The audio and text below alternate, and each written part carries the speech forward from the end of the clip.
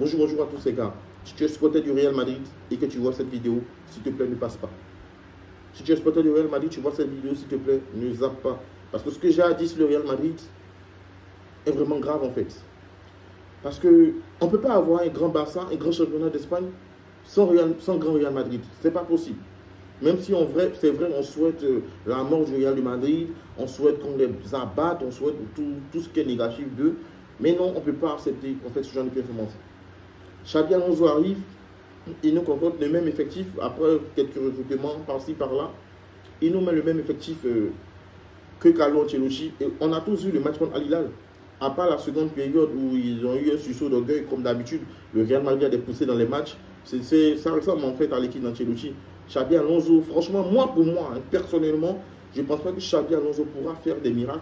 Tant qu'il garde ce corps-là, le corps en fait, du milieu en fait, avec Tchouaméni et autres, Fede Valverde, il n'y a pas de créateur en fait. Bellingham ne peut pas être créateur. Bellingham n'est pas un créateur. C'est pas possible. Bellingham, ce n'est pas un créateur en fait. Bellingham n'est pas un créateur. On ne peut pas ramener Bellingham au milieu, ce n'est pas possible. Parce que ça fait partie des ambitions de Xabi Alonso.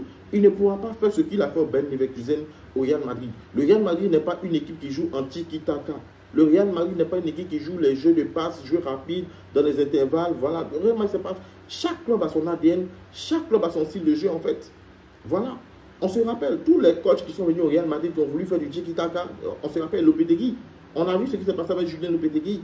Il s'est pris des valises et là, il a été vite chassé. Et c'est sur la même voie que Xabi Alonso est en train de venir. Parce que Carlo Ancelotti, qu'est-ce qu'il faisait le souci de Carlo Ancelotti?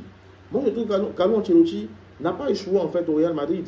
Voilà. Parce que Carlo Ancelotti est tombé à la minute où il a perdu Toni Kroos. Carlo Ancelotti est tombé à la minute où il a perdu Toni Kroos. Donc, il faut vraiment écouter en fait. Il est tombé à la minute où il a perdu Toni Kroos. Parce que Toni Kroos, c'était la tête constante, c'était du Carlo Ancelotti sur le terrain. Il distribuait les ballons, il suffisait de faire les appels qu'il fallait et il distribuait les ballons. Aujourd'hui, aucun joueur, l'attaque du Real Madrid ne se retrouve plus parce qu'il n'y a plus de caviar en fait. Modric aussi est vieillissant, a baissé de régime, ce qui a fait que Carlo Ancelotti est tombé avec ses militaires. Il a perdu Toni Kroos, il n'y a pas eu de recrutement. On nous dit qu'au Real Madrid, Florentino Pérez ne compte pas recruter de milieu. Donc s'il ne recrute pas de milieu, alors que le football, c'est le milieu. Tu as la position au milieu, tu arrives à t'en sortir au milieu, tu vas te créer des occasions, tu vas marquer, c'est vrai. Mais il n'y aura pas d'équilibre en fait.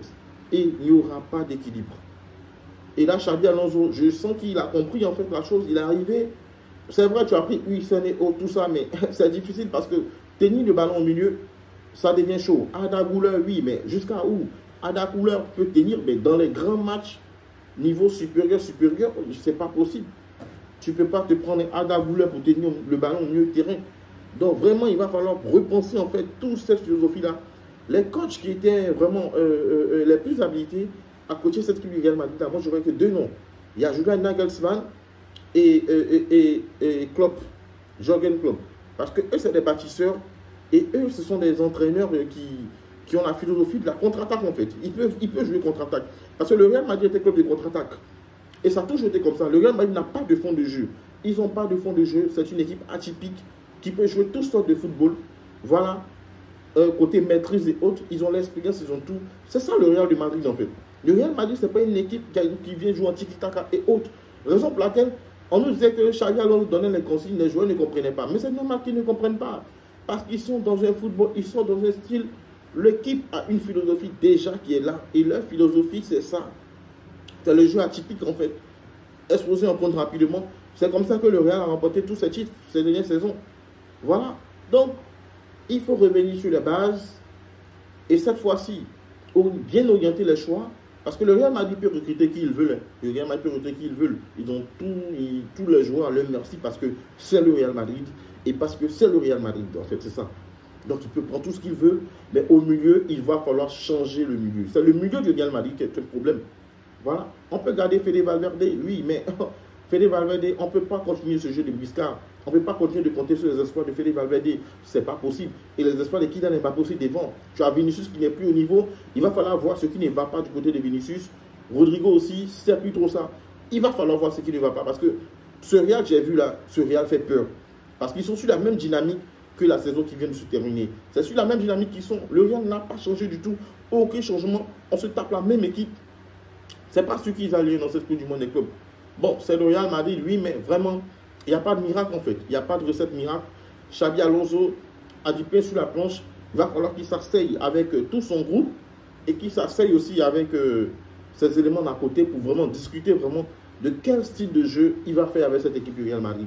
Parce qu'au milieu, là, c'est limité. Le milieu, il est limité. Et là, il y a beaucoup de problèmes. Surtout quand Vinicius ne s'en sort pas, quand Rodrigo ne s'en sort pas. Que faut-il faire? Question à vous, supporters du Real Madrid. On attend vos réponses aux commentaires. Le débat est lancé. On reste ensemble. On est ensemble. Bisous. Je vous aime. Bonne chance quand même pour la Coupe du Monde des clubs. Même si nous, on est là toujours. On va conspirer, les gars. On est ensemble. Merci.